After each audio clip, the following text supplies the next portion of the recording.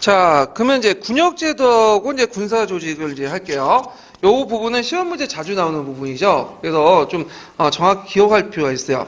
자, 조선시대 군역의 원칙은 두 가지죠. 양인계병의 원칙과 농병일치. 그래서 양인계병은 이제 양천제 아래에서 모든 그 신분상 양인은 신역을 짊어지게 되는데, 그때 이제 그 신역은 신분별로 이제 역이 있죠.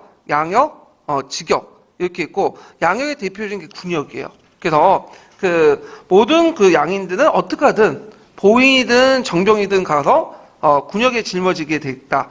자, 그래서 이것이 고조시대와 좀 다른 거죠. 고조시대 같은 경우에는 양인계병의 원칙이 그렇게 확립되어 있지 않았어요. 그래서 보통 이제 군역을 짊어지지 않는 사람들 백정이라고 하죠. 그 백정이 성군할 때는 대신에 어떤 대가를 주죠. 군인전이라는 걸. 그다음 농병일치 이런 두 가지 원칙이 있는데, 근데 이게 시간이 지나면서 점점 양역화돼요. 이때 양역화라는 거는 양반들은 빠지고 이제 누가 짊어지게 돼요? 상민들만 짊어지게 되죠. 자, 그래서 군대에 안 가는 것이 양반의 특권이 돼버리는 거죠. 나중에는. 예.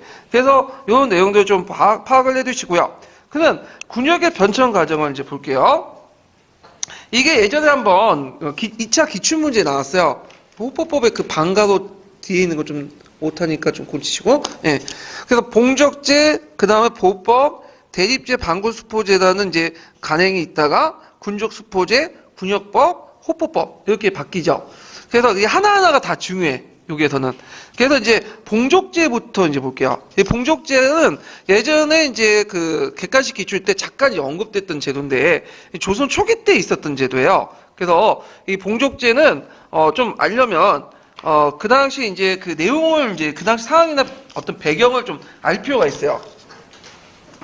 자, 지금도 군대 가는 거 별로 안 좋아하잖아요. 근데 그 당시에도 어떻게 하든 군대에 안 가려고 했어. 그리고 그 당시에는 지금은 군대 가면 여러분들 뭐 먹을 것도 주고, 그 다음에 무기도 주고, 입을 것도 주고, 월급도 그 한 3, 40만 원 올랐더라고요. 저 때는 뭐 병장 월급 2, 3만 원밖에 안 됐는데, 진짜 되게 좋아진 것 같아요. 예. 근데 그 당시에는 그게 전혀 아니었어. 그러니까 군대 가잖아요? 그럼 먹을 건 자기가 다 챙겨와야 돼요. 그리고 입을 것도, 군복도 자기가 사서 써야 되고, 개인 장비도 있죠. 뭐 창이라든지 화살이라든지 그런 것도 자기가 다 가지고 와야 돼. 그러니까 이 군역이 상당히 경제적 부담이 많은 거예요. 일단 그 당시에는. 그러면 군역을 짊어지려면 어느 정도 경제적 여건이 있어야지만 가능했던 거죠. 그래서 여건이 있어야 되는데, 근데 조선 전기 때는 그게 전혀 안 됐어. 조선 초기 때는.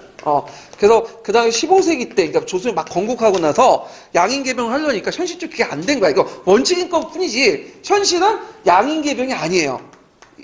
그래서 현실은 조선 초기 때 실시한 그 봉족제는 양인계병이 아니다. 이거 꼭 기억을 해두세요. 그래서 이거는 이제 어떤 식으로 이제 운영하냐면, 일단은 두 개도 이제 경제적 부담이 있는 게 어느 정도 있는 세력들과 없는 세력으로 나눠요. 그래서 경제적으로 여유가 있는 사람들만 군역을 짊어지게 되는 거야. 여유가. 그래서 이제 기준을 이제 몇 개월로 정하면 2개월 이상 정도? 그리고 그 이하는 실제 원칙적으로는 경제적 여유가 없는 사람들은 군역의 대상이 아니에요. 군역의 대상이 아니고, 여기 군역의 대상은 경제적 여유가 있는데 자기 토지가 2개월 이상이 돼야 돼. 일단. 왜냐, 2개월 이상이 돼야지만 뭘 할 수 있죠? 옷도 있고, 사 입고, 군복도 있고, 자기가 군역을 수행할 동안 뭐죠? 밥도 먹고, 자기 돈으로. 무기도 챙길 수 있기 때문에 그런 건데, 그래서 적어도 이 사람들은 자영농이나 어떤 사람들이에요? 지주들 대상으로 한 거예요, 지주들. 그러니까 전호들은 군역의 대상이 원칙자 아니었다. 이게 원칙이에요. 그래서 봉족제는 이제 어떻게 나누냐 하면, 일단 경제적 여유가 있는 자영농 지주를 대상으로 뭐냐면 세 개를 이렇게 해가지고 이렇게 있어요. 3호 자연호 3호를 기준으로 해갖고 여기에 한 명씩 배출하게 만들어요. 한 명씩 배출하면 몇 명 되죠? 3명이 되죠. 자연호에 한 명씩 배출해. 그래서 요걸 하나로 군호도 그냥 묶어버려. 군호로. 그리고 이 3명 중에 정군이 있고 그 다음에 봉족을 이렇게 나누거든요. 정군은 1명, 봉족은 2명 이렇게 하죠. 그러면 여기에서 이제 보면 여기 A 집안 있고 B 집안 있고 C 집안 있는데 한 명씩 배출하잖아요. 근데 A 집안은 남자들이 되게 많아요. 한 5명 있어. 거기는 한 명만 있고 여기는 두 명 있어. 그럼 어느 집안이 유리할까요? A 집안이 당연히 유리하죠. 왜냐하면 한 명을 배출하면 나머지 네 명은 노는 거 아니야. 이거 여정이라고 하거든요. 여정. 그럼 이 노는 집안은 뭐에 동원될 수 있죠? 요욕에 동원될 수 있어.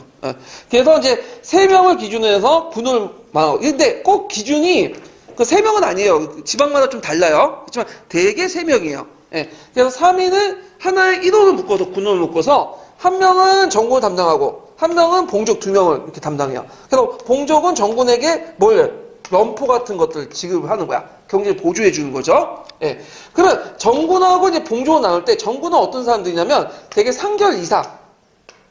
그 다음에 봉족들은 2결 정도 되는 사람이야. 그러니까 경제적으로 부유한 사람이 정군이 되는 거고 경제적으로 좀 뒤떨어진 사람이 봉군이 되는 거야. 봉족이. 그게 원칙이에요.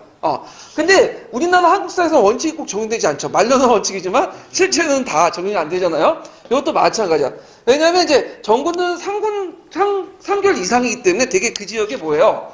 제주들이나 떵떵거리는 거예요. 그 한경도 같은 거 유지거나 지방 유지거나 이 사람들은 이제 자기가 군대 간다는 명목으로 해서 봉족들에게 원래는 1필만 받게 되거든요. 1필. 더 뜯어내. 더 뜯어내고 심지어는 이 소작농까지 원래는 이게 군역의 대상 소작농까지도 봉족을 집어넣어요. 더 뜯어내. 그리고 심지어는 자기가 정군을 해서 직접 가야 되는데 그것도 귀찮아가지고 지금 밑에 봉족이나 소작농 시켜요 그냥. 이게 제대로 운영이 안 되는 거야 지금 봉족제는. 무슨 말인지 알죠? 그래서 봉족제는 인을 기준으로 하는 게 아니라 여기 딱 보면 알겠지만 호를 기준으로 하는 거야. 호. 그래서 우리가 보통 이제 군역은 인을 기준으로 성인 남자를 기준으로 한다고 했지만 여기는 호예요. 그래서 이게 좀 약간 다른 시대의 이제 보호법이나 그 외와 좀 달라. 이거는요. 그래서 여기까지는 봉족제까지는 완전한 양인계병제가 아니에요. 이거는요. 엄밀히 말하면. 근데 세조 때 이제 집권하고 나서 세조가 이제 보기에 세조 때 나름대로 이제 토지 생산성이 올라갔어. 경제적으로 어느 정도 잘 사니까 이제 예전에는 경제적 여유 있는 토지를 가지고 있는 사람들만 군역을 짊어졌죠. 안 되겠다. 그래서 경제적 여유가 뭐냐면 좀 없는 소장농도 보니까 경제적 생산력이 전반적으로 올라갔기 때문에 분명히 충분히 군역을 담당할 수 있는 경제력이 있다 판단하고 모든 성인 남자를 그냥 다 묶어가지고 보호법을 실시한 거야. 요때는 이제 호가 아니라 뭐죠? 인이 돼버린 거야. 인이. 그래서 이제 어떤 식으로 이제 하냐면 자 성인 남자 일단 묶어가지고 다 동원해가 군역을 집어넣으면 성인 남자가 누군지 알아야 될 거 아니야. 몇 명. 그래서 이제 뭘 실시했죠? 뭘 실시했어요? 호프법을, 그러니까 그 보법을 이제 시작하기 전에 호패법을 실시한 거죠. 호패법을. 그래서 성인 남자들을 파악하기 시작한 거야. 그래서 16세에서 60세까지 모든 성인 남자, 노비부터 해갖고 저기 위에는 관리들까지. 그러니까 호패를 차고 있어야지 뭐냐면 검사에서 만약 호패를 차고 있지 않으면 가나에 가서 두들겨 맞는 거야. 그러니까 너도 나도 호패를 신고하겠죠. 차려고. 그러면 그때 뭐도 만들어. 군족도 같이 만들어. 그래놓고 군역을 파악을 하는 거죠. 그러니까 이제 한길도 지역에서는 난리 났지. 예전에 자기 예송농민들이 있었는데 군역을 다 파악하면 자기가 동원할 수 있는 데서 그만큼 줄 거 아니에요? 그래서 무슨 난이 일어났다? 이시의 난이 일어난 거죠. 자, 하여튼 이런 식으로 이제 해갖고 얘는 이제 실시한 게 보호법이야. 보호법의 기준은 이제 호가 아니라 뭐죠? 인이에요. 자연호가 아니라 인으로 바뀌어요. 이때부터는. 그리고 나서 보호라는 그 뭐냐면 특수 편호를 만들어. 그래서 보에는 뭐냐면, 보를 이제, 2인을 하나로 먹죠. 그래서 그 장적 2인을, 하나로 1보로 묶어요. 이들을 이제 뭐냐면, 보인이라고 해요. 보인. 그래서 이 보인이 누굴 이제 하는 거죠? 한 명의 정병을 보조해 주는 거죠. 이해되시겠죠? 그래서 보인을 2인으로 묶고, 이게 1보는 특수 편호예요. 예전에는 그 편호, 군호를 묶을 때는 자연호 묶었죠. 이건 뭘로 묶은 거예요? 사람을 묶어보요. 그러니까 호에 상관없이 그냥 사람 이미지로 다 묶어요. 그래서 어떤 형식은 보인이 되거나 또 어떤 식으로는 정병이 돼야 돼. 그리고 정병도 이제 그 병중에 따라 또 다를 거 아니에요. 보병도 있고 기병도 있고 또 갑사도 있고 그러잖아요. 그럴 경우에는 이제 뭐냐면 그 기병 같은 경우에는 예를 들어 갖고 이제 기병은 말도 있어야 되고 얘네들 뭐 말할 때 말도 먹여야 되고 여러 가지 장비도 이제 운영하는 비용이 많이 들겠죠. 얘네들은 좀 더 많이 주고 그 다음에 갑사는 뭐예요? 갑사는 직업군인이죠. 직업군인도 뭐냐면 나름대로 보인을 많이 배출하겠죠. 그래서 병종보다 이제 보인을 다르게 이제 배치하는 거죠. 이게 무슨 제도다? 보법이다. 그리고 보법이 실시되면 어떤 문제점이 있냐? 이제 예전에는 자연호화 기준으로 할 때는 저희 봉족제 실시할 때는 여정이 많았잖아요. 집안에 한 명만 배출하면 되면 나머지 요역을 대체할 수 있죠. 근데 요역을 대체할 수 있는 사람이 없어진 게 된 거야. 그러면서 이제 어떤 형상, 군역의 요역화 형상이 나죠. 군역의 요역화는 뭐냐? 군바리가 뭘 하는 거야? 요역을 하는 거죠. 그 다음에 이제 승려들 동원하는 거야. 원래 성조 때는 이제 아직 도첩제 폐지해갖고 승려 되지 마! 했는데 승려들 동원해야지 이제 요역을 시킬 수 있으니까. 또 승려는 조직화된 집단 아니에요. 그러다 보니까 쉽게 동원할 수 있죠. 그 다음 부녀자까지는 이제 요역을 이제 부과하고, 이런 식으로 하다 보니까 이제 여러 가지 문제점이 생기고, 그 농사가 그 당시 이제 농사 짓을 때 집약농법을 하거든요. 주로. 집약농법은 이제 한 곳에 모여가지고 많은 사람 동원해야 되는데, 다 군대 가야 되니까 어떻게 돼? 동원할 수 없죠. 그래서 펌법이 나온 거죠. 예. 그래갖고 원칙은 있지만 항상 우리나라에 뭐가 있어요? 예외가 있잖아요. 예외가 시간이 지나면 뭐가 되는 거야? 원칙이 돼버린 거야. 그래서 예외적 형상들 이게 뭐냐면 대립가하고 방군수포제죠. 그리고 이 대립가와 방군수포제가 이제 나중에 원칙이 돼버린 거야. 이것이 이제 군족수포제가 되는 거죠. 예. 그래서 보법의 취지는 좋은데 문제는 현실성이 좀 떨어져. 예. 그래서 이제 이런 것들을 이제 기억을 해두시면 되고, 그러면 이제 내용을 이제 볼게요. 봉족제 14세기 때, 조선 초기 때 이제, 실시했는데, 현역군인 정군과 경비 부담인 봉족을 분류하고요. 대개 군호, 1호를 자연호 기준으로 해갖고, 1호마다 한 명씩 배출하는 거다. 그리고 그때 대상자는 어떤 사람, 모든 사람이 되는 게 아니라 토지를 가지고 있는 사람들만 하는 거예요. 그 다음에 이제 여기는 인을 기준하는 게 아니라 뭘 기준한다? 호를 기준한다. 이렇게 좀 기억을 해두시면 돼요. 근데 보법 때 들어와서 이제 어느 정도 이제 농업 생산이 올라가고, 그 다음에 이제, 호패법이 실시해서 이제 어느 정도 병역점을 파악한 다음에 이제 원칙대로 하자. 농경일치 양인개명제 원칙에 입각해서 군역에 이제 했는데, 여기 내용을 보면 군역을 담당한 정병을 경제를 보조하는 보위로 나누죠. 보위는 군호인데, 이때 군호는 자연을 기준하는 게 아니라 인을 기준으로 한 거고요. 그 다음에 이때부터 1보로당 이렇게 이제 해가지고 2명을 1보로 묶어가지고 하게 되죠. 그래서 2명의 정남을 1보로하고요. 그 다음에 그것을 한 명, 1보로하고 경제를 기본 단위로 하고, 그리고 보위는 정병이 한 달에 면포 1필씩 군표로 지급하고, 군역의 의무를 수행하고 하겠다는 거. 그래서 직종마다 다르죠. 갑사는 좀 더 직업군이기 때문에 2보, 몇 명을 둔 거야? 사정을 배정을 시켜주고, 기정병은 뭐냐면, 기병이죠. 그래서 이제, 일반 보병보다도 이제 많이 줘야 되잖아요. 운영비가 많이 드니까. 1보 3정, 5명을 배정시키고, 그 다음 보정병은 보병이죠. 2명. 수군도 좀 많이 줘요. 그래서 얘는 3명까지 이제 병종을 이제 해가지고 보인수를 달리 줬다. 병종에 따라서. 또 요게 특징은 뭐냐면, 또 토지하고 노비를 많이 가지고 있는 사람도 또 주죠. 그래서 토지 5개월당 1정을 인정해요. 이 말은 뭐냐면, 토지를 만약 5개월 갖고 있으면 사람을 사서라도 되라는 거야. 그 다음에 노비도 보유로 간주하죠. 노비도 보유로 간주하기 때문에 원래는 노비는 병역의 의무가 있어 없어요? 없죠. 근데 이제 노비 수에 따라서 한 명씩 배출시키는 거야. 그러면서 이제 어떻게 하냐. 자, 토지와 노비를 많이 가지고 있는 관리들이나 지방세력과의 부담을 가중시켰다. 이런 것도 있고. 그 결과 어떤 문제점이 있죠? 군역의 요역화, 평준화가 이루어지죠. 예, 그리고 아까 하시면 여정이 없기 때문에 나중에 여러 가지 문제점이 생기죠.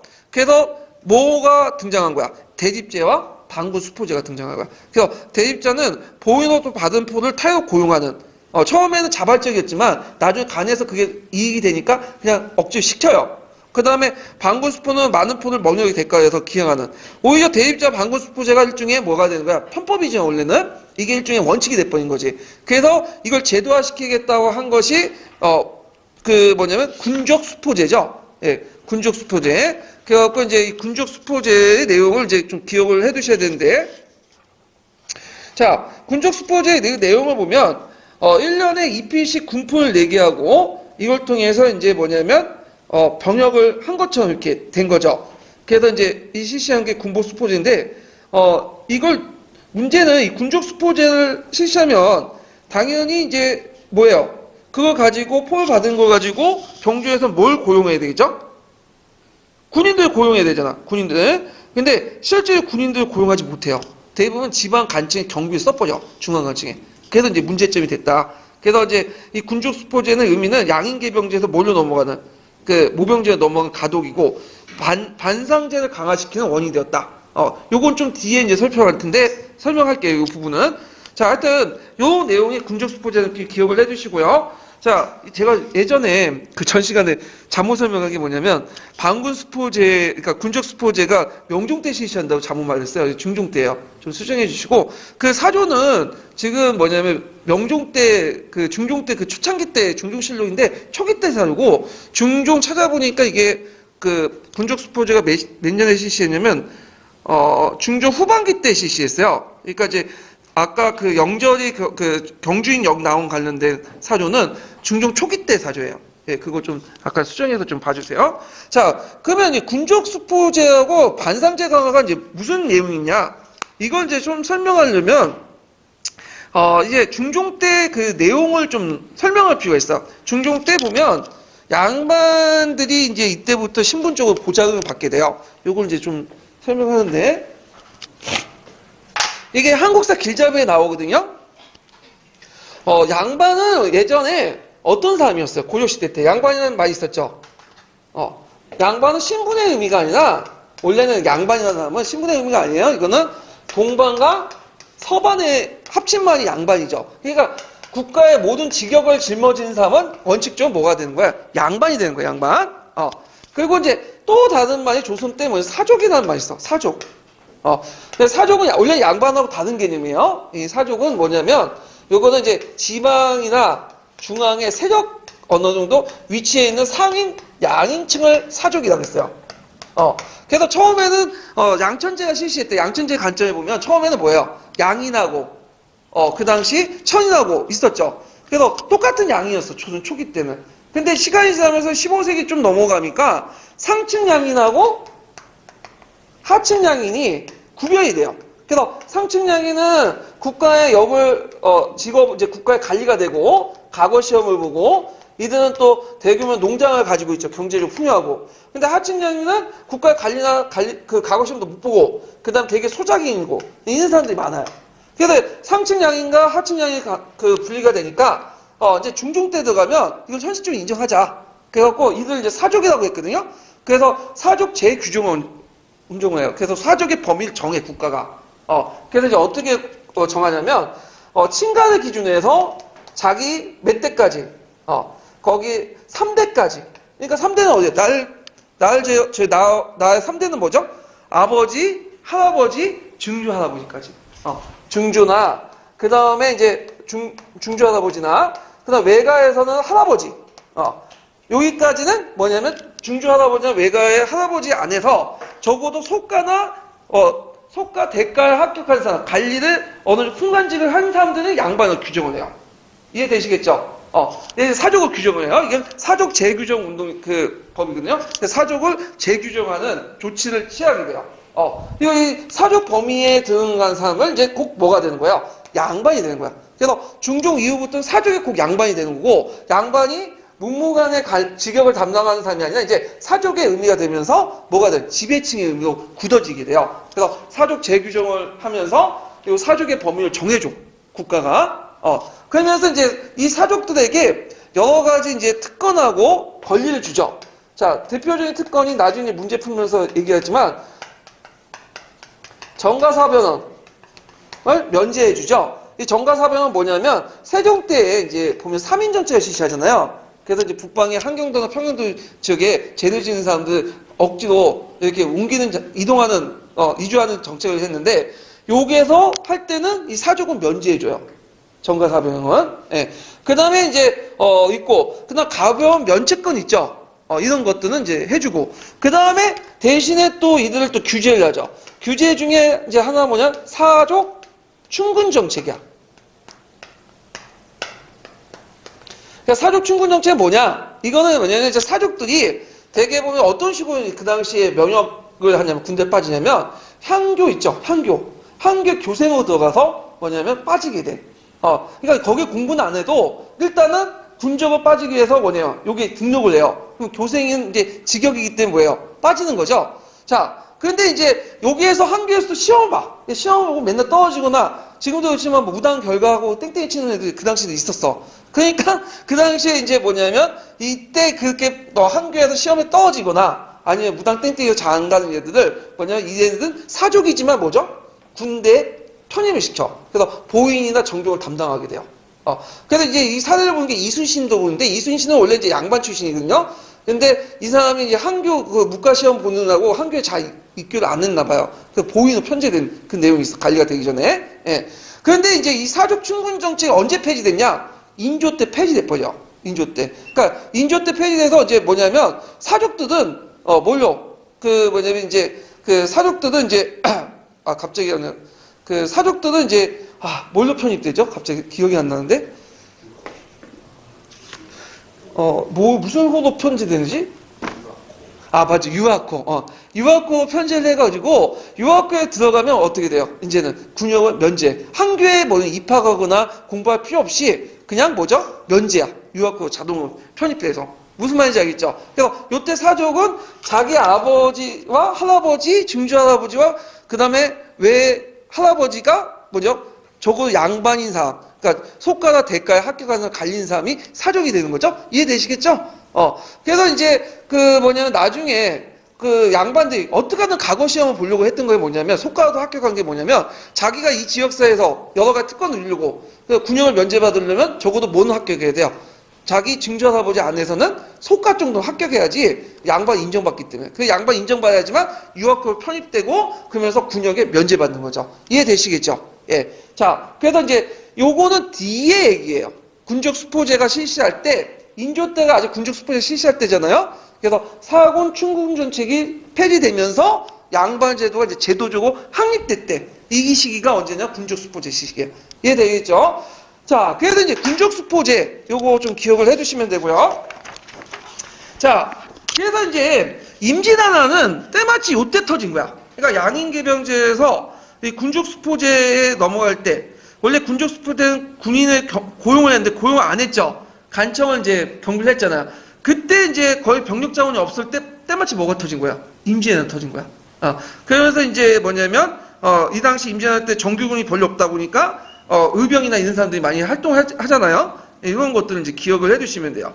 그래서 이 내용들 좀 보시면 되고, 자, 그 다음에 이제 뒤에 넘어가서 군사 조직을 보죠. 여기는 군사 조직. 그래서 이제 그 지역 방위 체제하고 그 다음에 이제 이렇게 그 중앙군과 지방군 편제 방식을 이제 좀 볼게요. 자, 고려 시대에 비해 조선 시대는 지방군 체제가 그렇게 엄격하지 않아요. 중앙군에 거의 예속됐다 보시면 돼요.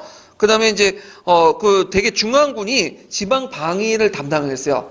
중앙군에 소속된 부대들이 지방에 파견돼서 그 방위를 담당을 했던 게 특징이고, 자체적인 지방군이 거의 뭐냐면 존재하지 않아요. 주진군, 뭐 주영군 같이 없고, 그냥 단순히 보조군 정도야. 네, 이런 특징을 가지고 있는데, 중앙군은 그 세조 때 무슨 제도가 확립됐다고 했죠? 오의제가 확립됐죠? 오군영 제도로 이제 확립되고, 각 위가 각 지역 분담을 이제 해요. 그래서 각 오위에서 응용위 같은 경우에는 예를 들어갖고 뭐 서울 중부나 개성부, 경기 강원도를 담당하고, 용양위가 경상도 지역을 이제 담당하고, 그러니까 자기가 중앙에서 담당하고 또 지방에서 담당한 부역이 있어. 이런 식으로 해서 오위가 형성이 됐고요.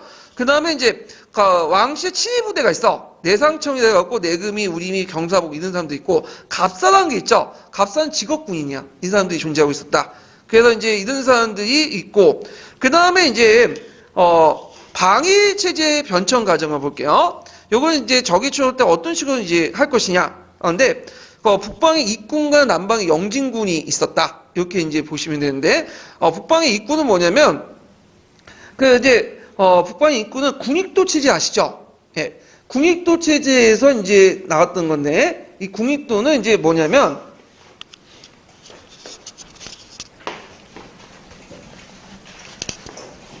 조선 초기에는 예전에 개수관도 있죠. 개수관이 좀 약간 이제 발전된 군익도야. 그래서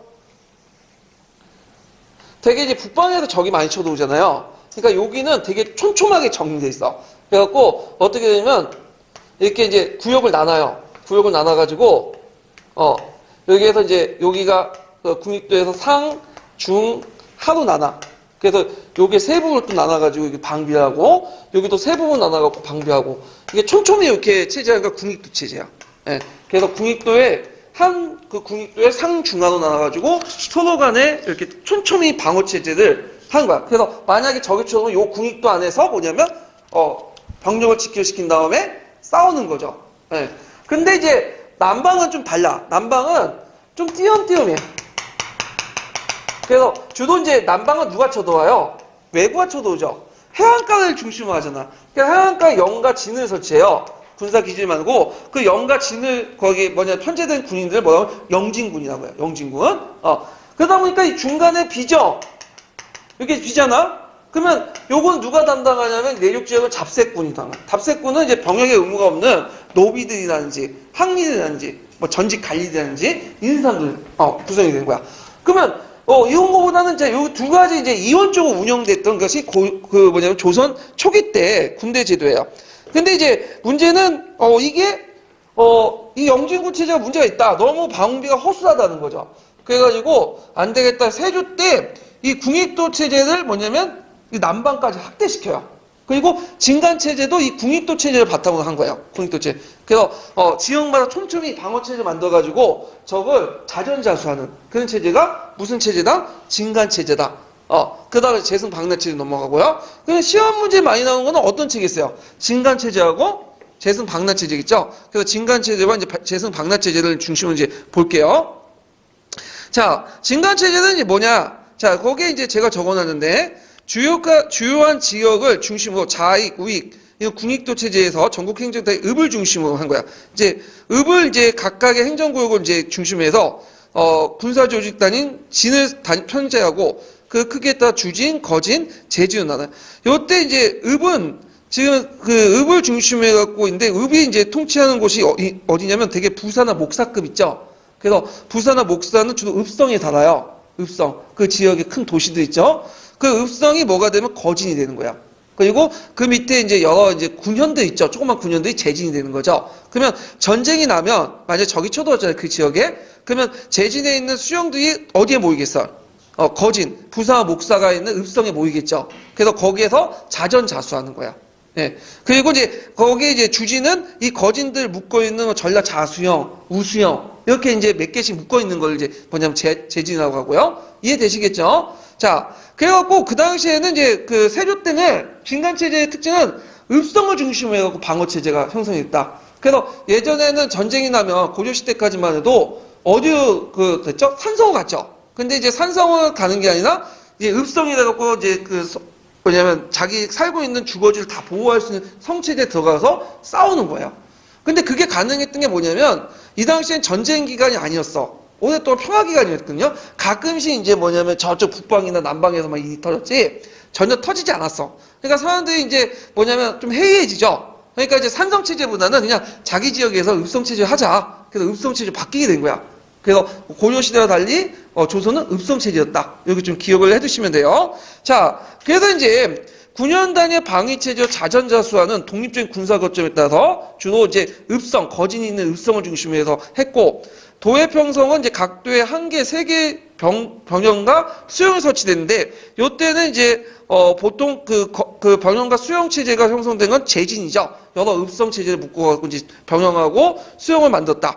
그래서 거기에 이제 뭘 뒀냐면 병마사와 그 다음에 이제 이런 것들 뒀죠. 수사, 병마사하고 이런 것들을 뒀다. 이렇게 좀 기억을 해두시면 돼요. 그래서 있다는 걸 이제 보시면 되고, 그래서 각 도에 이제 병마사, 이제 수군 절제사, 절도사 이런 것들을 뒀고요. 대개 보면 이제 관찰사가 겸직하는 경우가 많아요. 병마사나 이런 사람들. 그래서 보통 3명의 평안도나 뭐 한경도 같은 경우에는 관찰사가 하나 검직하고 하나는 또 특별하게 전문 병마사가 있어요. 그리고 감찰사 또 병마사 무시해버리고 이런 문제점이 있고요. 수군 절대사 같은 경우에는 이제 이거는 이제 따로 이제 특수하게 뒀기 때문에 이건 겸직 안 하고 따로 이제 파견하고 이순신도 이제 그 전라 자수영 쪽에 있는 수군 절제사였죠. 이런 것도 연결시켜서 보시면 돼요. 자. 그래서 이제 방어의 조직은 제진, 아까 이제 제진은 병영과 수용을 뒀고, 거진, 그 다음 주진, 이렇게 했다. 이렇게 이제 보시면 되고요. 자, 그 다음에 이제, 제가 말해요. 재진이 이제 좀 작은 단위고, 거진이고, 이제 주진이 이제 거기에 병영과 수용을 둔 거예요. 예, 제가 거꾸로 얘기했네. 예. 그 의의는 전국을 방위체제에서 조직해서, 방위망을 이제 뭐냐면 꼼꼼히 둔 그 조직이었고, 근데 문제는 이게 너무 다 방어하다 보면 병력수가 어떻게 돼요? 많을 수밖에 없죠. 지역마다 병력수가 상당히 필요해. 근데 그 당시에는 이제 무슨 제도에 넘어갔죠? 군족수포제에 넘어갔죠. 근데 군족수포제인데 그걸 표를 받고 군이 공용 안 하고 간첩에 썼다 놓가잖아요. 군대 수가 절대적으로 부족하죠. 그러다 보니까 이게 이제 뭐냐면 군대 경제 기반이 되게 허약했다. 이런 것들 좀 기억을 해두고, 그 다음 뭐냐면, 이 진간체제 문제점은 전문적인 장군이 하는 게 아니라 누가 해요? 문관 출신자들이, 수령들이 하잖아요. 그러다 보니까 이제, 군사의 전문성이 약하고, 그 다음에 대군이 어떤 지역을 특정하게 공격했다. 그러면 어떻게 해? 방비가 너무 힘들어. 효율적으로 방비가 좀 힘든다. 그래서 이게 이제 어떻게 됐냐면, 나중에 을묘해변 때 이게 문제점이 터진 거야. 을묘해변 때 전라도 지역에, 그 다음 큐슈일 때 왜구들이 대량으로 공격했거든요. 그러다 보니까 거기에 있었던 병력과 좀 맞지를 못해요. 그러다 보니까 이제 나중에 전라도 자수형이 막 죽고 막 그러거든요. 예. 그래갖고 안 되겠다. 그래가지고 을묘해변을 계기로 해가지고, 진간체제에서 뭘로 바뀌냐면 재승방락체제가 바뀌어요. 재승방락체제가 뭐냐면 적은 병력 가지고 효율적으로 막는 거야.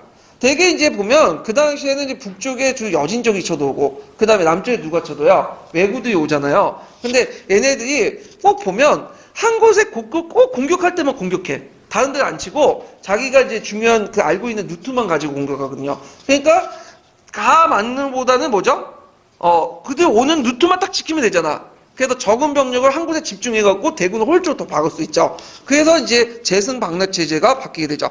그래서 재승방락체제는 진간체제가 붕괴되고 군역이 고갈되고요. 그 다음에 지방 간의 어떤 무성이, 그러니까 문형 같은 것들이 있죠. 군사적 지식 같은 것들이 부족하고, 그래서 적은 병력을 가지고 효율적으로 방비할 수 있는 체제가 필요한데, 아까 을묘외라는 계기도 바뀌었죠. 그래서 유사시에 각 읍의 수령들이 소속 군사를 이끌고 본주를 떠 지정된 방위지역 가요.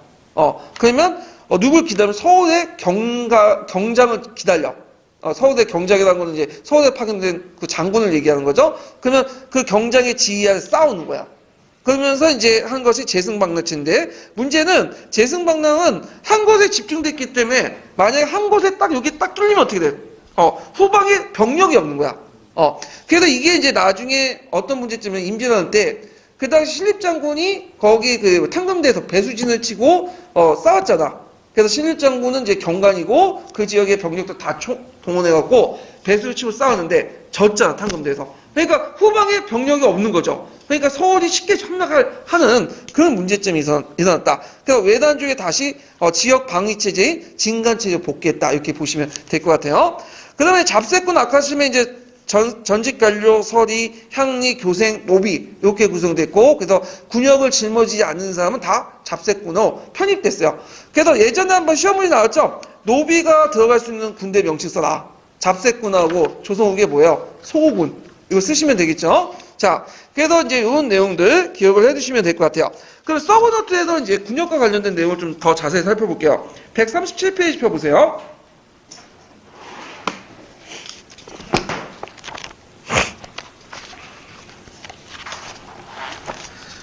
자, 이제 군사제도 이제 관련된 내용을 이제 볼게요. 서브노트. 자, 거기에 보면 태조 때 응상군보가 설치되고, 정조 때 이제 사병이 혁파되죠. 태종을 중심으로 해서. 그래서 14를 나눠서 응상군에 기속을 시키고요. 그 다음에 이제 중앙군 체제에 보면 세조 때 오의도총부가 만들고, 이 오의도총부는 일종의 이제 국방부, 육군본부 정도 이렇게 보시면 돼요. 총 지휘부죠. 그리고 이제 여기서 또 눈여겨볼 게 뭐냐면 도총감을 무관이 아니라 문관이 겸직했어. 이건 고려시대 마찬가지로 조선도 무관한테 군사권을 주면 어때요? 쿠데타가 일으킬 수 있죠. 이성계가 그래서 나라 세운 거 아니야. 그러니까 막상 자기가 나라 세우니까 좀 그건 안 될 거 하니까 문관한테 이제 넘긴 거죠. 그다음 오해인데 오해는 이제 어떤 특징이 있냐? 병정도를 다 오해로 나눠가지고 중앙군 편제를 해요. 그리고 이제 오의진법을 해갖고 만들었는데 이 오의는 이제 서울도 지키면서 또 가난한 뭐냐면 지방도 지켜. 그래서 예전에 말처럼 조선은 딱 특별하게 지방군 체제가 없다고 했죠. 중앙군에 다 뭐냐면 지방을 커버하는 시스템이야. 그래서 이제 요게 있고, 그 다음에 이제 그 특징은 또 그 병역장원을 동원할 때 총액제를 실시해요. 예전에 그거 물어보더라고 어떤 분이요. 총액제가 조선 전기도 있었냐. 왜냐면 거기 그 심포샘에서는 총액제를 조선 전기 때부터 실시했다 이렇게 되는데 맞는 말이에요. 총액제를 실시했다. 이것도 같이 기억을 해주세요. 자, 그래서 있고 구성 병종은 갑사, 내금이, 별시, 충이 있는데 요게 좀 눈여볼 게 갑사는 아까 제가 설명했고 내금이와 별시나 그 다음에 충이인데 이 부대가 특수부대거든요.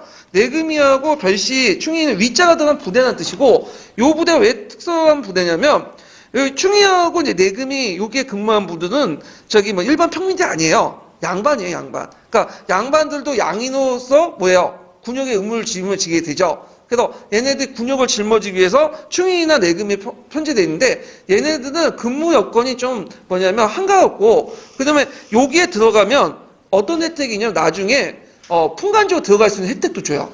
그래서 추미는 되게 뭐 양반들이 들어가는 특히 양반 중에서도 좀 건세 있는 양반들 있죠. 공신자제들이나 그리고 공신자제 중에서 이제 뭐냐면 원래는 문음직에 들어가야 되는데 시험을 본다고 했죠. 문음직도 맨날 떨어지는 게 있어. 그래서 그런 분도 있잖아요. 자기가 국가 유공자 가산점 5점 더 많은데도 불구하고 맨날 떨어진 분 있잖아.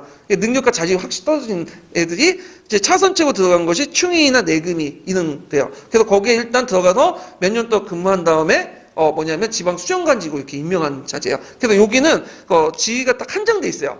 그리고 요 충이는 예전에 한번 시험 문제 나왔죠. 그 나중에 이제 군적자원 볼 때 이제 살펴볼 텐데 하여튼 이 특수한 부대가 있었다. 이렇게 이제 보면 되고요. 그래서 그 밑에 보면 반대국부도 이런 특수한 그 부대들은 충이 같은 것들은 뭐냐면 참화군 간지고 나갈 수 있는 방식이 있다. 그래서 특권이 주어졌다. 이걸 거관제라고 하거든요. 그 다음에 또 여기에서 보충군이 있어요. 보충군은 뭐냐면 자, 자기가 원래 신분이 그 노비야. 노비인데 이제 나중에 뭐 여러 가지 뭐 돈을 주고 뭐 양이 되든 어떤 방식으로 양이 돼요. 그러면 항상 그냥 양이 되는 게 아니야. 보충군에 편입을 해요. 보충군은 이제 뭐냐 수군인데 수군에서 한 6개월 동안 이제 고생을 한 다음에 양을 짊어진 다음에 그 다음에 노비에서 뭐가 되는 거야? 양인이 되는 거야. 그러니까 노비가 양인이 될 때 꼭 어떤 절차를 거치냐면 이 보충군에 편입해가지고 들어가서 한번 고생한 다음에 양이 된다. 이런 것들 좀 기억을 해주시면 되고요. 자, 지방군은 이제 이군과 영진군 체제 아까 설명했죠? 그래서 이제 북방에는 이군 체제, 그다음 남방 영진군 체제. 그러다가 이제 인군 체제가 더 이제 초점하게 방어할 수 있으니까 세조 때 궁익도 체제 통일을 해버리고 그래서 이제 궁익도는 좌우이구 나눠가지고 편성해서 거기에 이제 적군이 쳐들어오면 이제 하나로 이제 직결시키는 그런 체제인데 자 진간 체제는 이 궁익도의 그 중초성, 이 궁익도의 중초성 뭐냐면 그 궁익도가 이제 간할 구역이 서로 겹치는 부분이 있어. 간할 구역이 겹칠 경우에는 누가 그 적을 막을 것이냐 또 문제가 있잖아요. 그래서 이제 요거를 좀 명확히 할 필요가 있겠다 해서 진간체제, 곧바로 넘어가요. 그러니까 진간체제가 곧바로 넘어간다 보시면 군익도가 세종 1년인데 이걸 좀 더 정비한 게 뭐냐면 세조 3년 때 만든 진간체제예요. 그래서 진간체제의 편제 방식 아까 지금 얘기했죠. 누구 중심이죠? 거진 중심이에요. 읍성 중심이고 그 다음에 재진을 모아갖고 싸우되 그 거진들 몇 개 모은 게 뭐냐면 주진이고 거기에 이제 병마절도사나 수군절도사 이런 사람들이 총지휘를 한다고 했죠. 병영과 수영 이렇게 있고 그래서 의회를 보면 전국을 9년 단위 지역 방위체제를 만들고 각 진의 책임을 지고 자기 지역을 방어하는 자전자수체제였다. 그 지역마다 독자적인 작전권을 행사하는 지역 방위체제였다는 걸 좀 기억을 해두시면 되고 그 다음에 군사와 행정이 일원화되죠. 그래서 문관들이 대개 보면 그 지역의 방위권까지 가지고 있어요. 진간체제 안에서는. 그런데 이제 나중에 진간체제가 변질되는데 왜냐하면 15세기 말 때부터 대가제니 뭐 군적 수포제니 뭐 등등 하면서 군역자원이 딸리게 되잖아요. 그리고 을묘외변 때 계기해갖고 이제 지역 방어체제 안에서 하나하나 막다 보니까 대군이 쳐들어올 때는 그걸 좀 방지하지 못하니까 그래서 실시된 게 재승방락체제죠. 그래서 적은 병력을 가지고 한 곳에 집중해가지고 효율적으로 박는 체제다. 그래서 유사시의 각 음의 수령들이 소속 군사를 이끌고 본진에 떠나서 떠나서 지정된 방위체제에 가갖고 거기에 이제 경장, 중앙에서 파견된 경장이 기다렸다가 뭐냐면 싸우는 체제인데 이것이 임진왜란 때 여러 가지 문제점이 후방이 비기 때문에 나중에는 다시 임진한 도중에 무슨 체제로 바뀌었다? 진간체제로 바뀌었다. 이렇게 이제 정리를 해두시면 될 것 같아요. 자, 그래서 이제 이런 것들을 이제 기억을 해두시면 되고요. 자, 그 다음에 이제, 관련된 내용들을 이제 그 기출문제 들어가기 전에 153페이지 잠깐 펴보세요. 그 서브노트. 자, 군역에서 이제 국역에 관련된 내용 볼게요. 자, 국역은 국가의 역인데, 153페이지. 신역과 요역이 있죠? 신역과 요역인데, 신역은 직역, 청역, 군역이 있어. 양역인. 그래서 보통 양인들은 군역을 담당하는데, 만약 자기가 국가의 직역이 있으면 직역을 담당하죠. 그래서 군역과 직역은 서로 이제 교환이 가능한 거고요. 그래서 이제 거기에 군역은 양인계병제, 농병일치제 이런 것들이 있었고, 그 다음에 이제 태종 때 봉족제가 실시했죠. 삼정 1호의 원칙에 따라서 이렇게 했기 때문에 토지와 인정을 고려해 자연을 가르거나 합쳐서 군호를 편성하고 그 1군호에 정군 한 명을 나가고 나머지는 봉족이 되게 했다. 그래서 이제 있고 그 당시 이제 정군이 봉족에게 무리한 요구를 하지 않는다는 게 무리한 요구를 했어요. 이건 좀 잘못된 건데 이건 세종시대 때 정군들이 봉족들에게 너무 무리하게 요구를 하니까 금지하는 내용이 있어요. 그래서 그걸 적어놓은 것 같아. 이거는요. 그 다음에 세조 때 이제 보법 내용이 있죠. 그래서 아까 얘기한 것처럼 이제 호를 기준으로 하는 게 아니라 이제 인을 기준으로 하죠. 그래서 보라고 하고 이정을 묶어서 그래서 이제 이정을 1보로 하고 이들을 이제 병종마다 지급을 했다. 그리고 토지와 그다음 노비도 봉족수를 계산해갖고 이제 했다. 결과를 보면 군역제도가 바뀌어 군인 수가 늘어나면 상대 요역 부담자가 줄어들면서 그 법제상 요역체계가 무너지고 요역 자원이 부족하니까 군역 자원이 요역을 담당하는 군역의 요역화 형상이 난다. 그래서 군바리가 뭐도 한다? 여러 가지 삽질도 하고 요역에 동원되죠. 예. 그리고 군대 있으면 맨날 그러잖아. 우리 맨날 군대 가면 동원되잖아요. 그래서 총잡아 싸우는 것보다는 이제 뭐야 맨날 땅 파고 잡초 베고 이런 거 하는데 최근에 군대에서 이거 외주화시키고 있어요. 아웃소싱은. 왜냐면 군인은 뭐만 해야 되는 훈련을 해야지 맨날 이 쓸데없는 자비대 도모하면 군대 전투력이 뭐 떨어진다는 거죠. 잘 된 것 같아. 그래서 미국 같은 나라에서는 그거 누가 하냐면 군사기업들 다 해요. 거기 그래서 그 뭐 빨래하는 것부터 시작해갖고 뭐 요리하는 거 있잖아요. 그러니까 군역하고 전혀 관련 없는 것도 있죠. 이걸 다 기업에 맡겨 아웃소싱하고 군인은 뭐만 하는 거야? 싸움만 하는 거야. 전투하는 거. 그게 효율적인 거죠. 하여튼 이런 식으로 바뀐 것 같아 보면.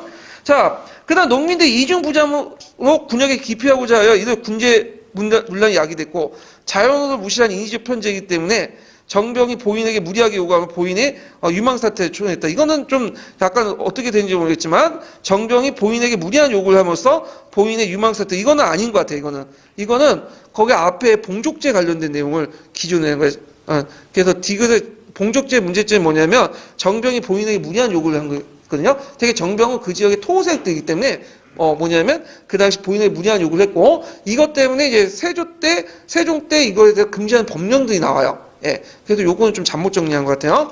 자, 그 다음에 대립제하고 군적 수포제 그 내용도 파악을 해주시고요. 반군 수포제 있죠. 뒤에 넘어가서 국방의 약화를 보면 이제 결과를 보면 16세기 이후에 대립제와 수포제가 성행되면서 첨우의식이 퍼지면서 군역제도가 점점 붕괴되기 나갔고 중앙군의 중심은 이제 갑사가 유명무실화돼서 기병은 보병은 수포군으로 이렇게 성질이 변화됐다. 그래갖고 전반적으로 뭐냐면 국방력이 약화됐다. 이렇게 보시면 되고 그 다음에 반상자가 강한데 양인계병 원칙이 허구화되면서 양인만의 부담은 양역으로 변모되면서 신분제적 부세로서 성격이 노골화됐는데 그것이 이제 뭐냐면 인조 때 뭐죠? 아까 사군 충군 정책의 폐지라고 볼 수 있죠. 그래서 사족들은 이제 사족 충군 정책이 실시하면 사족들은 이제 자연스럽게 뭐에 편입된다? 유학호에 편입되면서 이제 항교에 등록해서 나가지 않아도 양반이기 때문에 이제 뭐냐면 병역을 빠지는 그러니까 양반의 특권 중에 하나가 이제 병역 빠지는 그런 시스템이 굳어졌다 이렇게 보시면 돼요. 자, 그래서 이제 이렇게 해서 좀 풀어봤고 관련된 이제 그 기출 문제를 이제 좀 풀고 넘어갈게요. 몇 페이지를 보시냐면요. 아이고.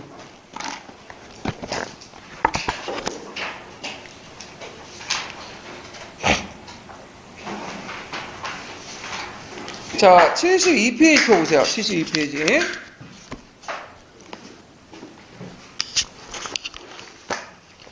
자, 72페이지 7번 문제 볼까요? 7번 문제.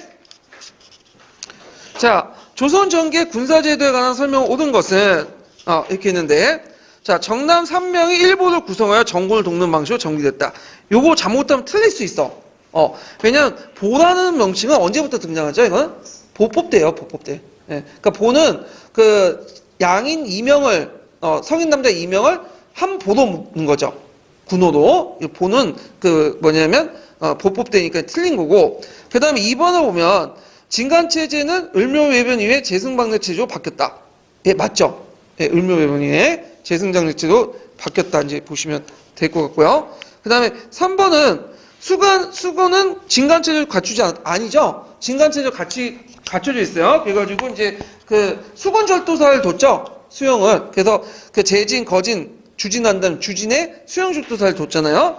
자, 그 다음에 중앙군사조직 5군여 갖췄다. 이거는 언제 때요? 조선 후기 때죠. 그러니까 답이 2번이네요. 네. 그리고 예전판에는 제가 이걸 착각해서 1번으로 달았는데 곤쳤어요. 여기 수정해서. 2번으로 이렇게 답이 되고요. 그 다음 뒤에 넘어가서 9번 문제 볼게요. 자, 다음 가를 바탕으로 해서 조선 초부터 후기까지 그 군역 운영을 신분제 연관지어 설명하고 가와 같은 논란을 거쳐서 영조 때 실시한 제도의 한계점을 나의 근거에 서술하시오. 이렇게 했거든요. 자, 이건 이제 뭐냐면 이제 그 조선 후기와 이제 관련된 내용인데 하여튼 같이 풀어보게 할게요. 자, 일단 첫 번째 물어보는 게 뭐예요? 조선 전기 때부터 후기 때까지 신분제와 연결돼서 설명하는데 아까 말한 것처럼 이제 군역은 신분제와 연결됐다고 했죠. 신역이라고 했죠. 그래서 모든 양인들이 짊어지게 돼 있어. 그래서 이제 봉족제부터 해서 본법, 군적 수포제 그 내용을 쭉 쓰시면 될 것 같아요. 그래서 요건 하나하나 언급하지 않을게요. 제가 여기 다 적어놨고요. 그 다음에 이제 여기에서 가와 같은 논란을 거쳐서 영조 때 실시한 제도의 한계. 자, 요거는 이제 뭐와 관련해 숙종 때 이제 무슨 논쟁이 있었냐면 그 양역 병통론이라는 게 있었거든요. 군역제의 모순 때문에 이 군역을 곤쳐야 된다. 그래가지고 이제 논란을 거쳤죠. 그래서 결국에는 어떤 식으로 정리가 됐죠? 나중에 이제 조선 후기 때 얘기하겠지만 이것을 이제 호포론도 있고 뭐 군포론 등등등 여러 가지 있었지만 그 중에 이제 간포론을 받아들여서 주로 그래서 군역법을 실시했죠. 그래서 1년에 1필 내기도 했잖아요. 1년에 2필에서. 자, 그런데 이제 이게 제대로 실시되지 못했어. 그래서 나를 근거로 해서 서술했는데 군역법 한 개를 쓰면 돼요. 자, 여기 이제 표를 잠깐 볼게요. 자, 이거는 이제 이 표는 어디에 있는 표냐면 국편위에 있는 표예요. 국편위에. 국편위에 제가 이제 발췌를 해가지고 이제 그 실어놨는데 이렇게 이제 보면 자, 여기에서 이제 그 표에 보면 호주가 있고 거기에 이제 보면 그 쭉 있는데 눈여볼 게 생원 진사 출신자도 있죠. 그 양반 호주를 이제 때 생원 진사는 기본적으로 양반이에요, 이 사람은. 그래서 생원 진사 품직 그런 것들은 뭐냐 다 양반직이다 보면 첫 번째, 두 번째는 원래 이제 빠져 있는 사람 직역을 수행하잖아요. 자, 근데 문제는 유학호야. 유학호는 엄밀히 말하면 그 이제 뭐냐면 관리는 아니어도 양반 사족이기 때문에 그냥 들어가는 호죠.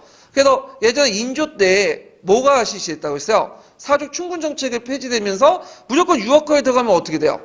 양반이기 때문에 빠지는 거죠. 근데 실제로 이 사람들 보니까 점점 시간이 지나면서 어떻게 돼요? 유학호는 점점 늘어나. 그거는 양반의 뭐냐면 수가 늘어난 걸 의미하고 이 양반이나 이유로 뭐냐면 빠져나가는 사람들이 많다는 거야. 그래서 어떤 식으로 양반이 됐을까요? 합법적이나 비합법적인 방법으로 양반 수가 늘어났다는 걸 볼 수가 있고요. 그 다음 충의 같은 것 좀 눈여요. 이 충의는 좀 약간 이제 있지만 여기는 그 공로나 공신 대우 받는 거나 특수한 어떤 신분을 가지고 있는 사람들이 하는 거죠. 요게 일단 근무하면 어디가 참하관까지 낮은 관리 들어갈 수 있는 특권이 주어진다고 했어요. 자, 그래갖고 이 양반에서 볼 때 전반적으로 유학호가 점점 늘어나서 유학호를 중심해가지고 그러면 합법적인 방법이나 비합법적인 방법으로 뭐냐면 양반지를 사서 뭐냐면 면역자들이 점점 늘어났다는 걸 볼 수가 있죠. 예. 그래서 이렇게 하면서 이제 군포 부담에 이제 면제받기 위해서 이렇게 모칭 유학하면서 또 이렇게 늘어나고 유학호가 늘어나면서 양반호가 늘어나면서 군역 부담자가 늘어나게 되고 결국에 그 군역 부담을 누가 또 해야 돼요? 기존의 상민층이 또 부담이 되죠. 그러면서 오히려 군역 부담이 더 가속화됐다. 이렇게 쓰시면 되겠죠. 그래서 요 관련된 내용을 제가 이제 거기 217페이지에 적어놨어요. 그 국편에 있는 내용을 발췌했는데 한번 좀 보죠. 자, 기출문제 분석부 217페이지 좀 펴보세요.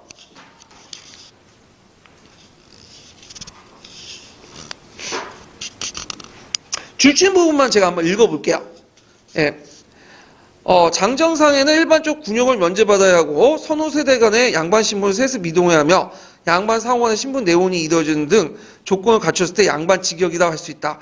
이러한 제조건을 갖춘 양반의 직역은 전 현직간을 및 대품 풍직자. 그 다음에 이제 이 풍직자는 뭐냐면 현직간 있고 풍직자는 품간을 가지고 있는 명예직 정도 이렇게 생각하시면 돼요. 그 다음 진사생활급제자. 그 다음에 사적 출신, 유학호. 이게 제일 중요한 게 유학호죠. 충의, 이런 것도 있다는 거. 그래서 이제, 이런 것도 양반으로 간주된다. 그래서 양역이 있고, 그 밑에 보시면, 유학호가 이제 급증이 되었고, 이제 나중에 문제가 생긴 거죠. 그 다음에 이제, 주친 부분은 양역봉통의 논의에서 맨 나중에 형태인 군역법이 시행되어 18세기 후반부터 군포 부담이 상민층에게 한정됨을 다시 확인시켜주는 계기가 됐다. 이로 인해 양반층과 중인층은 합법적인 명예층이 된 반면에 상민층 천한역을 인식하여 군역을 전담하게 됐다. 특히 뿐만 아니라 원래 양역가가 줄여서 역패를 제거했던 군역법을 걸고 그 의도와 달리 민의 부담을 늘었고 특히 이들이 뭐 때문에 모친 유학. 그래서 거기 보시면 유학호가 점점 늘어나죠. 예, 모친 유학은 뭐냐면 실제 유학호도 있고 모친 유학처럼 뭐냐면 자칭 자기가 유학호에 들어간 것처럼 얘기할 수 있어. 그러니까 여기에 있는 게 아니라 A 지역에서는 할 수 없죠. 자기 거주지에는. 그러니까 저 멀리 있는 지역 가서 자기가 이제 유학자다, 유학이다. 그래서 모친 유학을 거짓말해갖고 등록을 해갖고 양반으로 빠지는 경우가 많다 그거죠.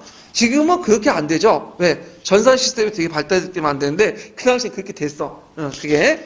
그래서 요걸 이제 연결시켜서 제도의 한계를 쓰시면 될 것 같아요. 자, 그러면 관련된 이제 총괄평가 문제를 좀 풀어볼게요. 46페이지 펴보세요. 46페이지.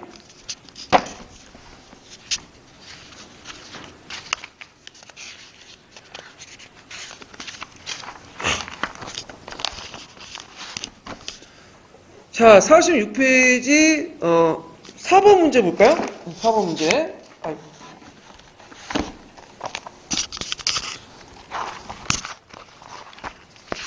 자, 여기 이제 4번 문제 보면, 가와 나의 군역의 기준을 서술해보고, 요 가에서 나에서 군역제도 변화의 의미를 한 조인을 기술해보시오. 그 나와 마의 사조에 나와 있는 대상자들이 군역을 면제받는 이유를 신역과 관련해 서술해보고, 가와 나를 가지고 있는 사를 가지고 조선전기의 군역 변칙의 주제로 내용을 조직할 때 학습 목표 3가지 쓰고 고려할 점 3가지 쓰시오. 그 뒷부분은 어차피 이제 역겨놓은 문제니까 이제 건너뛰고 그 내용을 이제 조선사와 관련된 내용들만 이제 찾아보면요. 그 앞부분에 있는 내용인데 자, 가와 나의 군역의 차이를 이제 기준에 쓰시오. 이렇게 했는데 일단 모르면 뭘 보라고 했어요? 그 밑에 출처를 보죠. 태조실록은 일단은 무슨 제를 실시했다는 걸 볼 수 있죠? 봉족제 이렇게 있고 그 다음에 나는 건국대전이니까 이제 병정이니까 세조시대 때 적어놓은 거예요. 이건요. 그러면 가를 실시한 건 봉족인데 봉족은 자연을 기준하는 거죠. 이때 자연은 토지 소유한 자연이에요. 그래서 이도를 한데 묶은 데 반해서 보법은 정남 이명을 일부로 해가지고 이렇게 해야 된다. 이렇게 쓰시면 되고요. 그 다음에 이제 나와 마사조에 있는 나와 있는 대상자들이 군역을 면제받는 이유를 신역과 관련해서 서술하시오. 자, 여기에서 이제 나는 이제 거기 보면 거기 이게 16세기 때 율곡 전서에 나와 있는 건데 조회와 나장은 가장 고용입니다. 역시 이제 이들은 면파 역을 갖게 되고 소속관청에 이미 단서를 대입시켜놓고 갑자기 독초가 그 역을 대가를 갖고 이 쭉 내용이 나오고요. 그 다음에 이제 거기에 마의 사조에 있는 대상자는 유생들은 이렇게 유생 관련된 내용 있죠? 군역을 면하고 앞에 한교에 입하고 있습니다. 나와 마는 기본적으로 뭘 하는 거예요? 직역을 수행하는 거야. 그래서 유생들은 한교에 들어가서 공부를 하잖아요. 교생으로서 직역을 수행하는 거죠. 그 다음에 여기 이제 나장이라든지 조회라든지 이런 사람들은 똑같이 뭘 하는 거야? 직역을 수행하는 거죠. 이 사람은 군역을 안 받아요. 예. 그래서 이렇게 이제 신역은 신분에 따라 특정 인정에 부과되는 혼데 군역, 징역, 청역이 있고 지역을 하는 사람은 군역에 빠지는 식으로 돼 있어요. 이렇게 이제 쓰시면 되겠죠. 자, 그래가지고 이렇게 한번 받고 그 다음 48페이지 펴보세요. 48페이지. 48페이지 8번 문제 볼까요? 자, 이 8번 문제는 다른 거와 이제 연관시켜서 이제 보는데, 일단은 뭐, 여기 보면 이제 가빈 예송과 관련된 내용이에요. 이건 각자 보시고, 이 가빈 예송이 이제 할 때 집업 방어 체제 문제점을 세 가지 쓰시오 했는데, 2차 예송 때는 무슨 체제였어요? 진간 체제죠. 그래서 진간 체제의 문제점을 쓰시면 돼요. 그래갖고 이제 조선 후기 때 진간체 다시 돌아가니까 방위망이 확대되고 군사들의 경제 기반이 허약하고 그다음 문관 출신 수령들이 겸직했기 때문에 또 대군 공격 시에 효율적 방위를 못했다. 이렇게 이제 진간체 문제점을 쓰시면 되고요. 그 다음에 이제 몇 번을 보시냐면 57페이지 펴보세요. 자, 57페이지 이제 33번 문제 볼까요?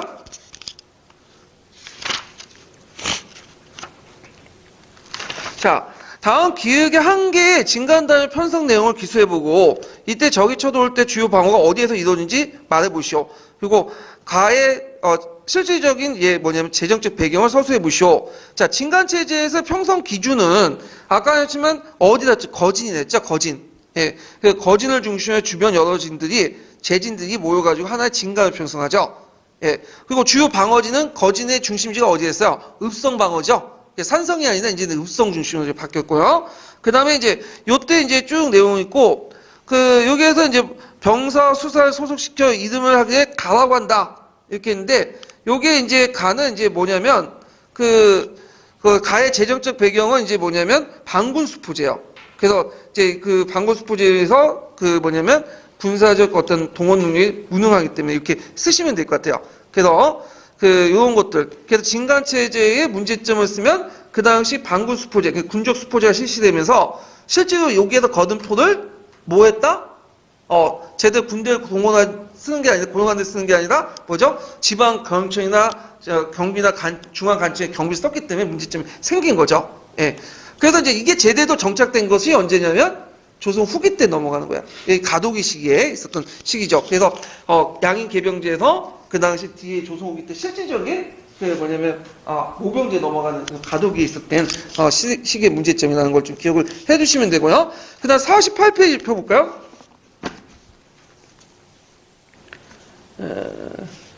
잠깐 지금 몇 번 문제 풀었죠? 제가 잘못만 했네. 64페이지 문제 풀어볼게요.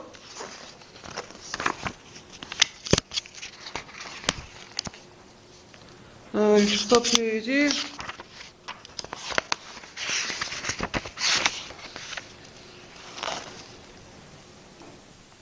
49번 문제 볼게요. 자, 다음 기획의 지방 방어체제 성격과 편제를 바로 전에 실시한 방어체제 문제점과 함께 언급해 서술하고 기획의 방어체제가 붕괴된 배경을 말해보시오. 그리고 가에 들어갈 사건을 써보고 니은의 방어체제 문제점을 후에 일어난 사건과 연결시켜서 보시오. 이렇게 했거든요. 자, 여기에서 이제 내용을 보면 지역방어, 국가에서 처음에 각 도의 군사를 모두 진간에 분석시켰다. 이에 변란이 있으면 각 진간이 소속 군사들을 거느리고 정돈하여 주장의 호종을 기다렸다. 이건 무슨 체제죠? 진간체제죠. 그래서 진간체제의 편제들 바로 직전에 방어체제 문제점을 써야 되니까 군익도의 중증성을 지향하고 거진 중심 편성한 거죠. 그래서 군익도의 중증성 이거 꼭 기억 나와야 되고요. 그 다음에 기획이 붕괴한 배경은 뭐 때문에 붕괴했어요? 그 당시 이제 진간체제 같은 경우에는 대립제하고 그 당시 반군수포제가 행해지면서 병력 자원이 딸리게 된 거야. 그래서 이런 내용들을 이제 쓰시면 되고 그 다음에 니은의 방어체제 문제점 일단 가에 들어갈 것은 이제 을묘외변이죠. 을묘외변 이후에 뭘로 바뀌었어요? 재승방내체제로 바뀌었죠. 그래서 요 을묘외변 문제점은 이제 그 니은의 재승방내 문제점을 써야 되는데 후방 지역에 군사가 없어서 1차 방어선이 무너지면 그 뒤를 막을 방도가 없기 때문에 임진왜란 초기 때 패전한 원이 되고 임진왜란 중반 때 뭘로 바뀌게 되는 거예요? 다시 진간체제로 돌아가게 된 거죠. 자, 이런 것들을 이제 같이 기억을 해두시면 될 것 같아요. 자, 그래서 이제 이렇게 해서 군역과 관련된 군사 조직과 관련된 내용들을 이제 파악을 했고 그 다음에 뒤에 넘어가서 조선 중기의 정치와 대외 관계를 좀 볼게요. 자, 이때부터 살인파, 훈구파의 대립 과정을 이제 봐야 되는데 자, 176페이지 펴보세요.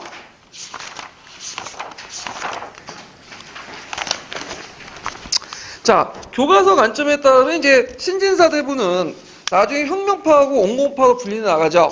그래서 혁명파는 중앙에 진출해갖고 나중에 이제 훈구파의 어떤 기반이 되죠. 지방은 이제 온건파는 지방이 내려가서 이제 살인파가 되고, 그래서 훈구파들이 집권하면서 중앙 집권 취재, 부국강병 주고 등등 했지만 이들이 15세기 때 들어가면 말에 가면 토지 경보를 확대. 그러다 보니까 이제 지방에 있는 살인들이 이익을 뭐냐면 침범하게 되죠. 그러면서 이제 어떻게 돼요? 살인파와 홍구파들이 대립을 하게 돼요. 그러면서 이제 결국에는 사활을 거쳐가지고 살인파들이 선조 때 집권을 하게 되죠. 그러면 여기에서 이제 볼 게 이제 살인파, 홍구파의 비교를 봐야 돼. 요거 별표 하나 쳐놓고 보세요. 예전에 기출에 나왔던 건데. 자, 홍구파는 기본적으로 어디에 기원을 두냐면 혁명파 사대부에 기원을 둬요. 기원이. 근데 혁명파 사대부와 홍구파가 꼭 일치하는 건 아니에요. 예.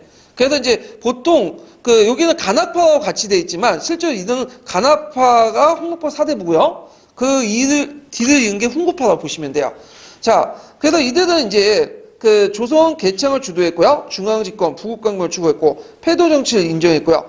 특히 홍구파는 대농장을 소유한 대지주였고요. 그 다음에 사장을 중시했다. 사장은 뭐냐면 보통 이제 유학에서 사장이라는 것은 이제 유교 경전에 대립된 학문을 이제 사장이라고 하거든요. 그러니까 문학적인 표현들 있죠? 행정 실무를 담당한 거야. 그래서 그 당시에는 사대 관계를 되게 명나라 사대 관계를 강조하기 때문에 명나라에 뭘 보내? 포전물을 많이 보내잖아요. 포전을 보낼 때 되게 문장이 되게 뛰어나고 그다음 시와 이런 것들 잘 지은 사람들 주로 썼어요. 그러다 보니까 이 사장은 좀 유교 경학보다는 뭐냐면 식구에 뛰어난 사람들, 이런 사람들 사장이라고 해요. 그런 것들 연구하는 게. 자, 그 다음에 성리학 이후에 사상을 간대했다. 근데 이건 혁명파 사대와 좀 다른 측면이죠. 홍구파들은 도교와 불교를 포용했고, 그래서 단권을 중시했고요. 15세기 민족문화 창달했고, 그 다음에 기호지방을 출신이었고, 그 다음에 성균관과 지편전 출신이었다. 이렇게 이제 보는데, 여기는 이제 뭐와 관련된 건 홍구파보다는 그 앞에 있는 간악파 연결 보시면 돼요. 예, 간악파 연결돼갖고 보시면 되고. 그래서 여기는 홍구파하고 간악파 같이 있어요. 이렇게. 그런 것들 보시면 되고. 그 다음에 살인파 같은 경우에는 이제 온건파 사대부들이 중심으로 해가지고 형성됐던 건데, 이들은 이제 역성을 거부해서 명분과 도리 이런 것들을 강조하고 왕도 정치를 추구하고 지방의 중소 지지층이고, 이들은 이제 시부보다는 경학을 강조해. 그래서 이제 사서 있죠. 사서에 있는 경학을 강조하고요. 그 다음에 철학적인 어떤 특징을 가지고 있죠. 그리고 성리학 이외에 학문을 배경하고 조나주의, 그 다음에 16세기 이후에 사상을 주도하고요. 영남 일대 세가 형성하다 후에 기후지방까지 확대하고 그들의 교육적 근거지가 뭐죠? 서원이죠. 이렇게 이제 정리해 볼 수 있어요. 물론 꼭 그런 건 아니지만 이렇게 이제 볼 수가 있어요. 어떤 사람은 이제 살인파, 홍구파도 꼭 비교할 필요 없다. 왜냐하면 전황사지파 해갖고 되게 가계를 분석해 보니까 홍구파였던 사람들이 살인파로 넘어간 사람이 많다. 그러니까 이게 이런 가계가 중심이 아니라 이런 도표가 중심이 아니라 이들의 세계관이 중심이다. 이렇게 보고 전황사지파라고 해서 따로 있는데 이게 특강이 나오거든요. 붙은 게. 근데 이런 것들은 이제 얘네들 관점이고, 교과서나 통론적 관점이 요거니까 좀 기억을 해두시고, 거기에 홍구파 관련된 내용은 이제 좀 약간 뭐와 관련, 간악파와 연결돼 있어요. 이렇게 보시면 되고, 그럼 홍구파는 왜 형성이 됐죠? 일단 기본적으로 홍구파들, 자 뒤에 넘어가죠. 177페이지. 세조가 집권하는 과정에서 적극 협력했던 거죠. 간악파 중에 세조가 집권하는 과정에서 적극 협력해서 뭘 받았어요? 그들로부터. 여러 가지 이제 공신대우 같은 걸 받죠. 그러면 공신대우를 받으면 뭐도 같이 받죠? 노비라든지 재물 이런 것도 같이 받고 토지도 여러 가지 또 면세 특권을 갖다 보니까 이 홍구파들이 나중에 이제 세습이 되면서 이런 부들이 세습되면서 계속 집권하게 되고, 또 한 번 또 홍구 대신들이 많이 생성된 게 나중에 얘기하겠지만 중종실록 있죠? 중종실록에는 중종반정. 예, 그래서 연산군을 모함할 때 이제 홍구파 대신에 앞장섰어. 그러면서 이들이 또 뭐냐면 여러 가지 또 공신대우를 받고. 그래서 나중에 뭐가 된 거예요? 기모사들이 그걸 비판한 거 아니에요? 예. 자, 그래서 이제 있고, 살인들의 성장을 이제 보면 이걸 이제 살인들의 성장을 얘기하기 전에 이걸 또 뭐와 연결시켜보면 15세기, 16세기 사회경제사 좀 연결시켜봐야 돼요. 자, 옆에 보세요. 특강에 있는 내용을 제가 좀 도표를 그려놨거든요.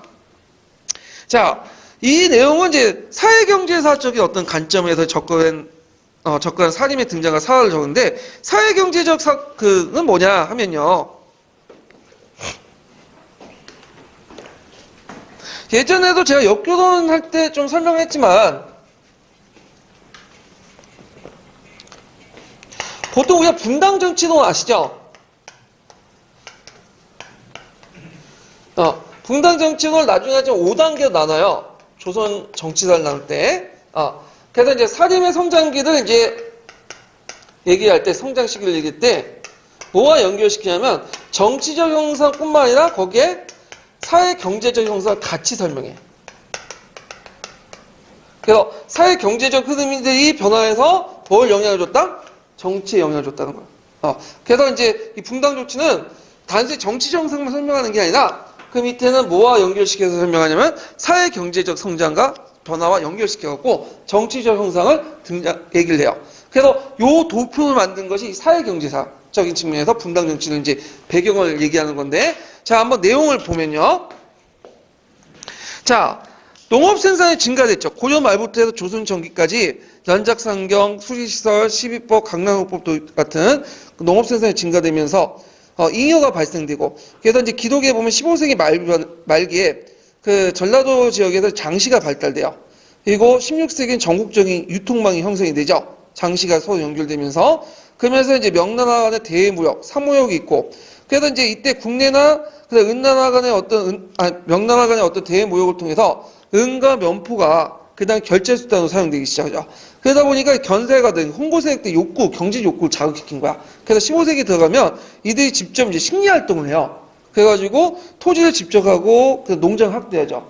예. 그리고 이제 이때 썼던 방법이 두 가지인데 합법적인 방법은 개간과 매득을 하거나 돈을 주고 사거나 그다음 언정 개발에서 이제 서남 해안 지역에 간석지를 개간해요. 그 9년 단위의 인력을 자기 권력을 이용해서 동원해가지고 원전을 개발하거나 이런 식으로 해갖고 돈을 축적하죠. 그 다음에 그 당시 이제 이런 것도 있었고, 그 다음에 이제 공납제, 부역제 변동해서 박납해다니까 유민이 확대되죠.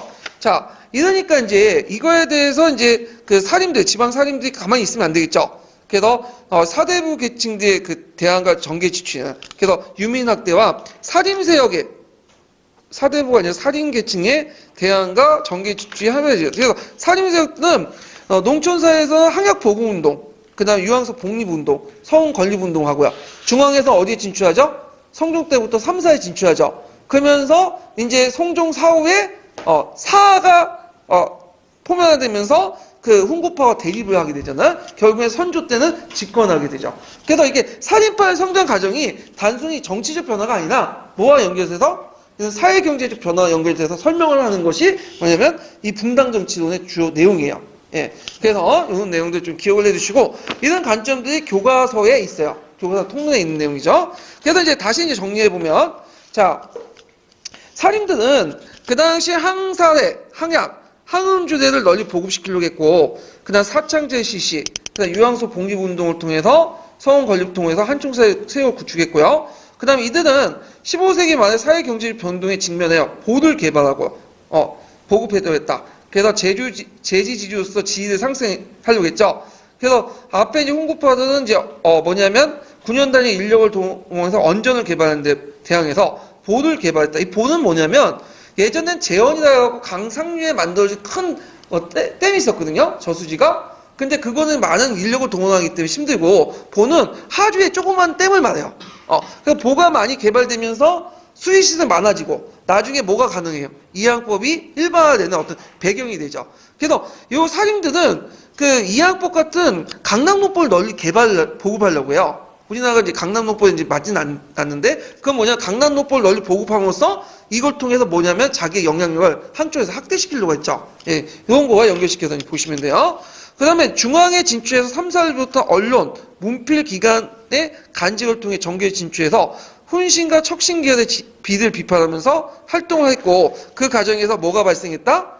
사하가 발생했죠. 사하는 누구와 누구의 대립이야? 기본적으로 훈고와 산임의 대립이죠. 예. 그래서 이제 요거 이제 사하 있는데 이 4대 사하는 이제 무호사, 갑자사, 그다음 기묘사, 을사사 이렇게요.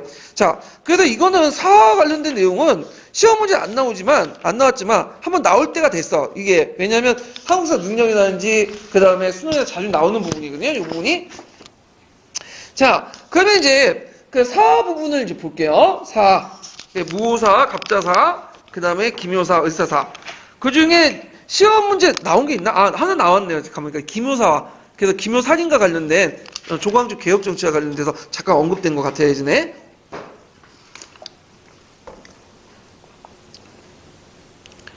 자, 그러면 이제 4대4 내용인데, 사하는 성종 때 이후에 중앙정계에 새로운 정치 세우고 등장한 살인이 피해를 향한 일련의 사건을 말해요. 엄밀히 말하면 이제 그 살인과 관련된 것은 뭐냐면 무호사하고 그 다음에 기묘사예요. 예. 그리고 갑자사하고 이제 을사사는 이제 살인들하고 직접적인 관련이 없지만, 이것은 이제 뭐냐면, 겉다리에서 언덕결에 같이 딸려가지고 탄압을 받았어. 예. 그래서 이제 있는데, 자, 그러면 사화 분당의 차이점이 뭐냐? 사화는 훈축 계열의 자기 분열 형성이나 살인의 정치적 보복 행위죠.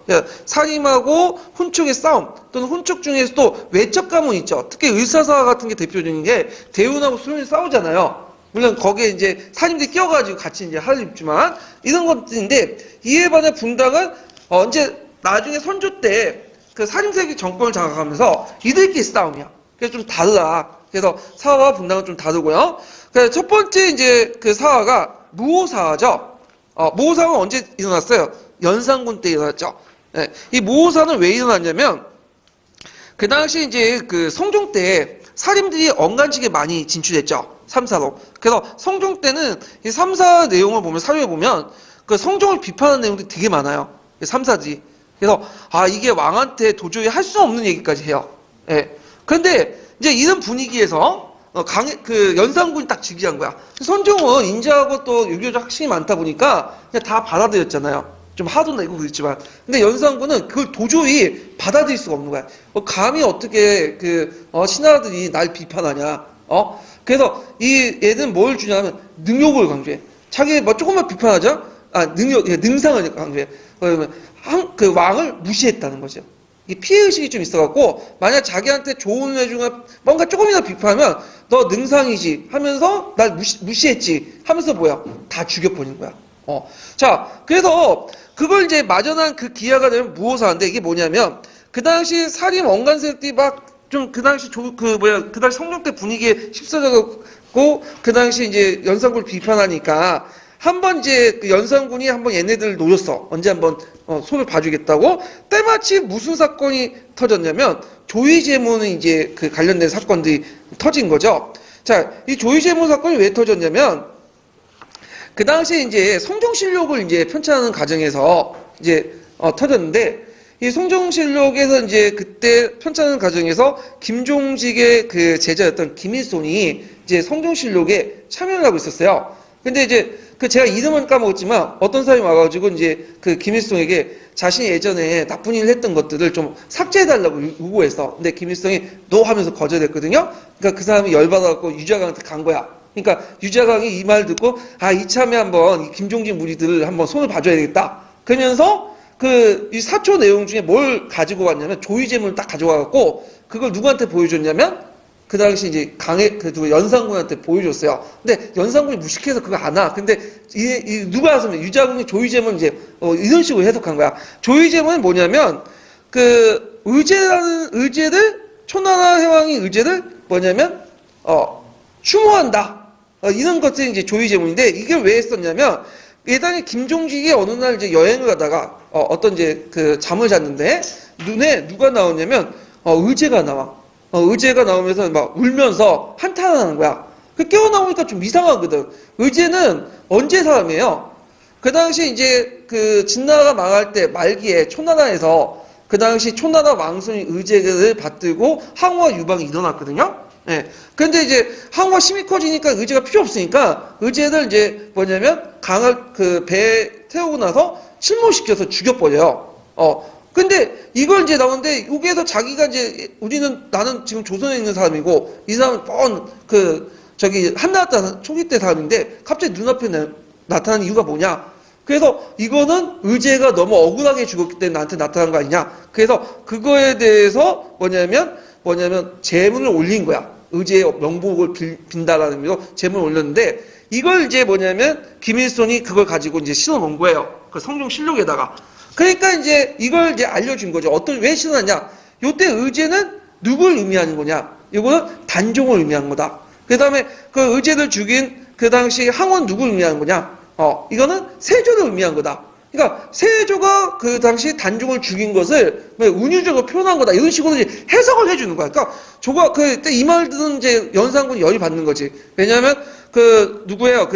세조는 자기 증조할아버지거든. 그러니까 증조할아버지를 모독한 건 자기를 모독하는 거다. 능상이다. 또 이참에 한번 이제 김종진과 그 1.8 살인들 한번 손을 봐주자. 이런 생각에 이걸 엮어가지고 익힌 게 무오사예요. 이해되시겠죠? 그래서 이제 그 당시 김종직은 이미 죽었으니까 이 사람의 무덤을 파가지고 시체를 가득 부셔가지고 다시 토막을 났죠. 부관 참식을 하고 그 다음에 김종직 김일성 제자들 김일성 그 일파들을 싸그리 다 죽여버렸어요. 그래가지고 이제 그때 이제 김일성을 비롯한 영남 사일대 대군을 몰락하고 항사 항우 주관했던 기구들이 혁파돼서 살인들이 큰 화를 입었던 사건이 뭐다? 무오사다. 그래서 무오사는 성종 때 형성됐던 살인들의 어떤 자유 분위기를 없애려고 능상이라는 이름으로 일으켰던 그 사건이다. 이렇게 기억을 해두시면 돼요. 자, 그 다음에 이제 갑자사인데, 근데 우리 언제 시작했죠? 근데 이거 꽤나 된 것 같은데? 좀 쉴 때가 된 것 같아요. 예, 좀 쉬고 시작할게요.